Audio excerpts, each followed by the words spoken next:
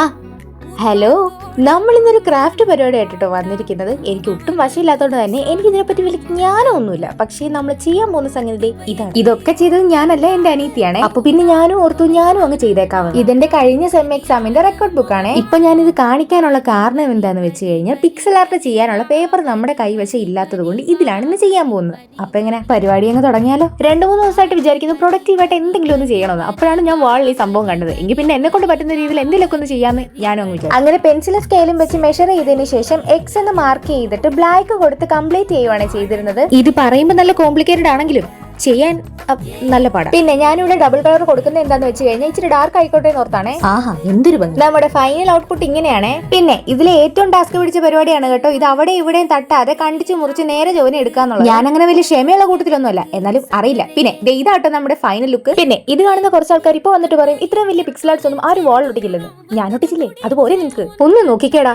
എന്തൊരു ചെയ്ത് കൊള്ളത്തില്ലെന്ന് പറഞ്ഞാൽ എല്ലാത്തിനും ഞാൻ ഇരിക്കും. അപ്പൊ ടാറ്റ. പിന്നെ സബ്സ്ക്രൈബ് ചെയ്തിട്ട് പോട്ടാ.